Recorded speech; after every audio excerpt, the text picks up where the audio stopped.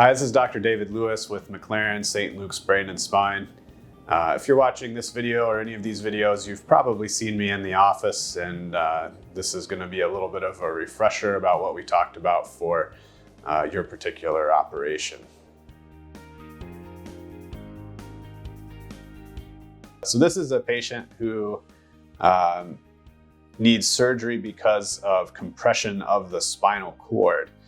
These are images of the neck. This is an MRI, and there's two different types of images. This far left is a sagittal image, which is cut vertically through the body from front to back. So it's like we're looking in at the patient from the side. This is the front of the neck and the chin, and here's the back of the neck, and then this is the spine. And then these other two images are called axial images. They're horizontally sliced images through the body, and the perspective is like the patient's laying on their back and we're standing at their feet looking up at them. The bottom of the screen is the back of the neck, the top of the screen is the front of the neck, and the sides are opposite because we look up from below. The right side of the picture is the patient's left. This patient has what's called cervical myelopathy, which is usually numbness and weakness and trouble with coordination and balance. And it's because of compression of the spinal cord, which is worst right here between the third and fourth bone of the neck. This dark band is the spinal cord, and there is a disc protrusion here. This dark thing is the disc pushing into that space, and there's also thickening of the ligament in the back, and both of those things are pinching the spinal cord. And I don't know if it'll show on the camera, but the spinal cord itself is actually a little bit lighter where that's happening, and that's evidence of edema within the spinal cord and injury. And so this patient requires decompression of the spinal cord to keep those symptoms from getting worse. And there's lots of ways to do that. You could show these images to different surgeons and get multiple reasonable answers about how to take care of that problem. But when I see this, what I normally think about is decompressing the spine from the back, which we do with a laminectomy, removing this back part of the bone, which is called the lamina. And in this case, I think this is the worst level, but there's quite a bit of narrowing at several levels, and we would probably end up doing that surgery across several sections of the spine. In this particular patient, he has normal alignment and doesn't require fusion or screws to be placed.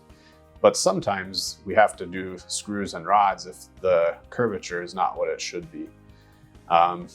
Here on the axial views, this is an image more what things should look like, where we see a lot of bright white around the spinal cord.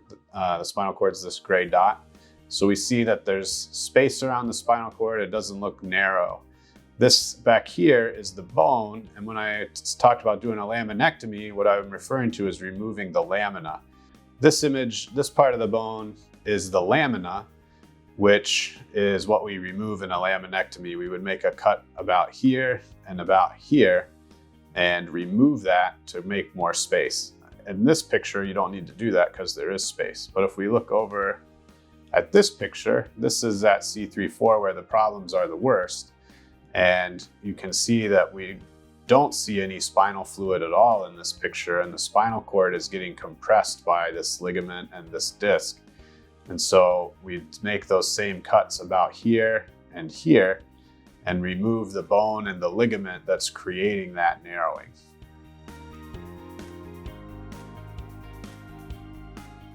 So we're just going to discuss a little bit about the cervical laminectomy procedure, or cervical laminectomy and fusion.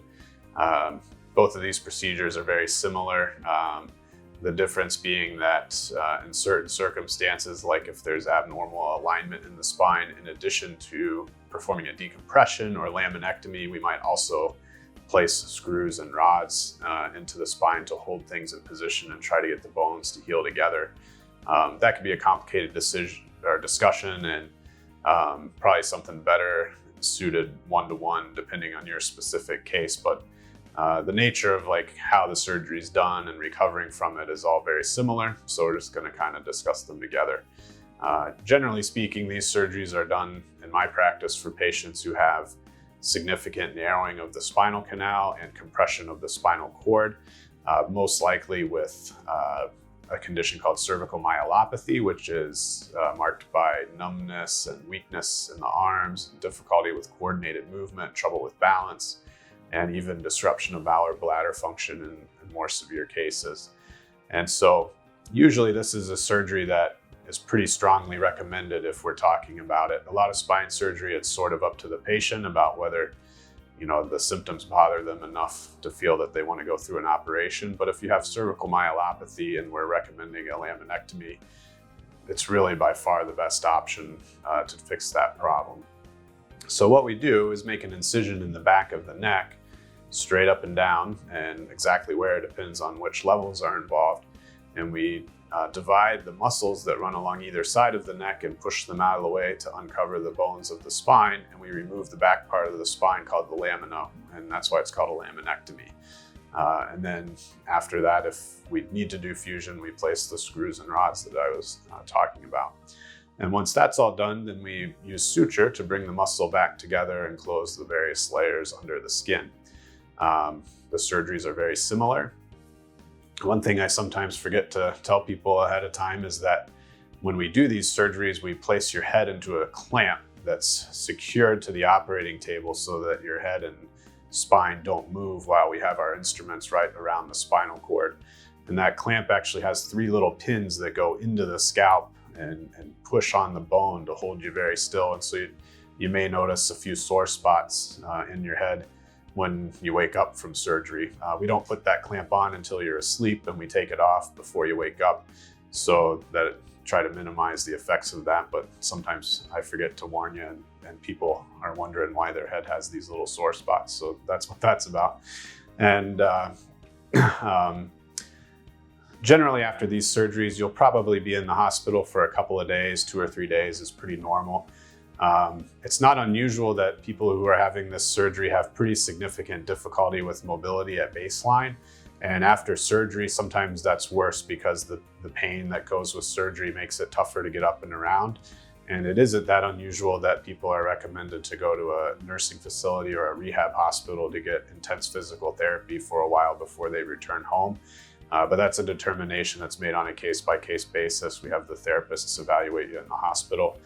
And but in either case, most of the time you would leave the hospital either to go home or to one of those facilities on the 2nd or 3rd day after surgery. It is a surgery. Just like any surgery, there are risks and things we worry about. Anytime we open the skin, we worry about bleeding and infection.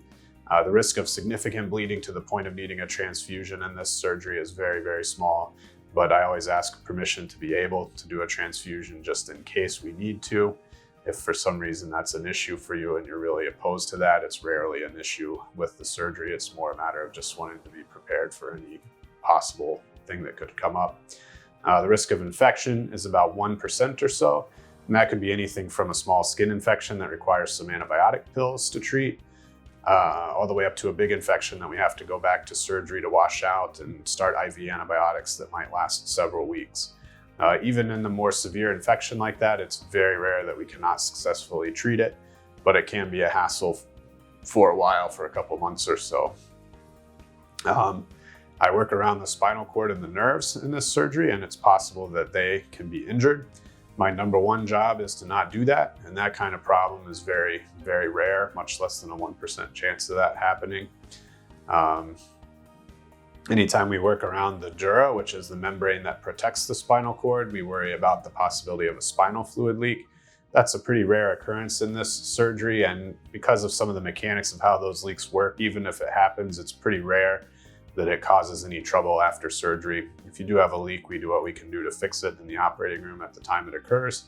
And with cervical surgery, that's almost always sufficient. Symptoms that go with myelopathy may not improve with surgery. Once you have symptoms from compression of the spinal cord, they may not get better even when you relieve the compression. But surgery is by far the best tool to give you a chance to get better. And surgery is very effective at stopping things from getting worse. So even if you don't get improvement, surgery is still worthwhile to prevent progression of weakness or coordination difficulties, which generally speaking will happen if we don't intervene. And while there's no guarantee that you will get better, most people do get at least some improvement in their symptoms. As I mentioned, you'll be in the hospital for a couple days. We don't want you to do a lot of strenuous activity after surgery. We don't want you straining to lift, which for most people means a limit of 10 or 15 pounds. We don't want you doing any work where you're using your arms a lot, like raking or vacuuming or sweeping or things of that nature. And that lasts for about 6 weeks after surgery. Normally, I would see you in the office 2 weeks after surgery, and then a month after that, or about 6 weeks after surgery. And depending how you're doing, those would be the 2 visits that we would plan. If you're still having difficulty, we would be more than happy to see you until we're all satisfied that things are moving in the right direction. And even if we've said that you've had your last visit and you're doing great, at any point, if you have problems or concerns, all you need to do is call the office. And if we can address questions over the phone, we're more than happy to bring you in and talk to you and see if we can help solve whatever problem you're having. So those are some of the kind of major highlights and things that hopefully sound familiar to you if you were talking with me about this in the office. If you're just watching online and this is something that you'd like to hear more about, please feel free to contact our office at McLaren St. Luke's Brain and Spine, and we'd be happy to schedule a consultation with you.